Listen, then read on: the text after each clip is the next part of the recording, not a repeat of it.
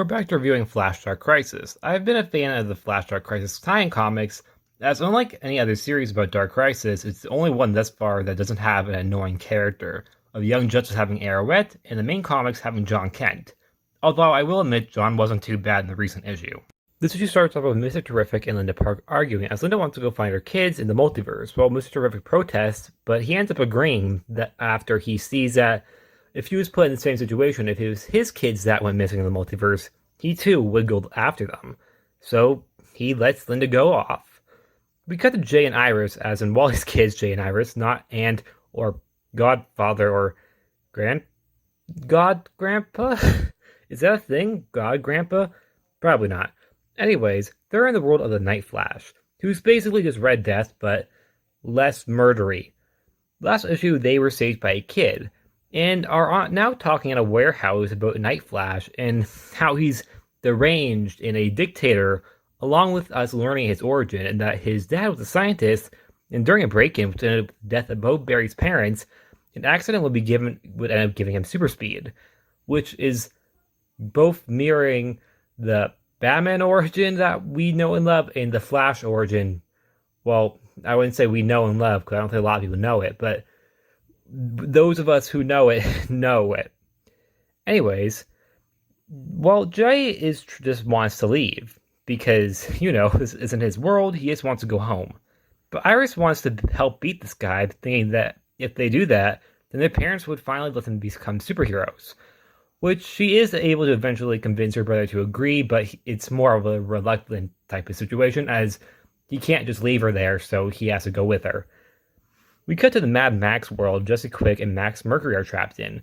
This Derby Barry Allen has a pearl that, according to him, can save the world by restoring magic, which reminds me of that He-Man reboot I really did not like the second half of. The first half was okay, I guess. But, yeah. Anyways, but Derby Barry needs to get the monsters off his trail, which don't really look like monsters, they're just regular people. And they're led by a woman in BDSM lingerie in an Empire baseball mask. I don't know why. I don't know if that's meant to be a thing. I don't know. With Jesse and Max being the heroes they are, offer to distract them so Barry can get away and to save the world, as they have friendly banter about each other between Jesse and Max, which I think is a little moment I really liked. We then get panels cutting between Wally and Ace, or Wallace, as Wally is being beaten by Barry, who thinks he's the Reverse Flash, back to back, with Ace at home being tricked into thinking his dad was alive again. But as Barry beats Wally, a portal opens, with Linda jumping through to protect her husband, which knocks Barry out of the illusion Wally is Thawne. But as Wally tries to get Barry to come back, he refuses, saying that he needs to find out what Pariah's game is, saying that the Justice League is actually still alive, which was confirmed in issue 3 of Dark Crisis. And he's leaving the mantle of the Flash to Wally, once again. We cut back to the Night Flash world, where Jay and Iris are trying to take him on. But in this fight, we get the biggest plot twist. Night Flash is the good guy, while the kid that Jay and Iris trusted was the bad guy. And not only that, he's the one who killed Barry's mom, because when the experiment happened, he, some reason, aged down to be a child. Therefore, in other words, Batman, or Night Flash's worst enemy on this earth is a literal child.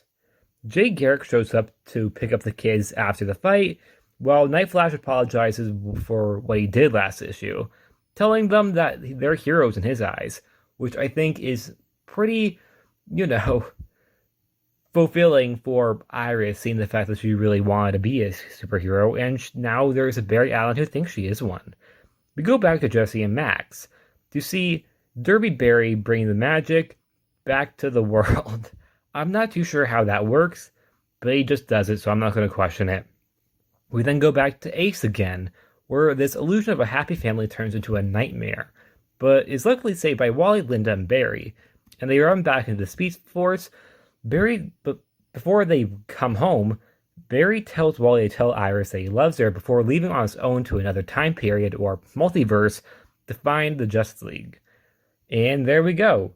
Well, there's a lot of great characters on this issue. I'm only going to mention the standouts. Well, standouts to me.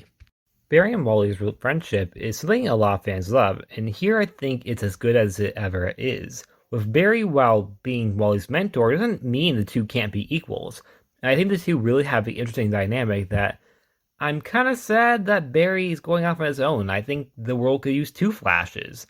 I know they did for a while, but I would have liked to see that more explored.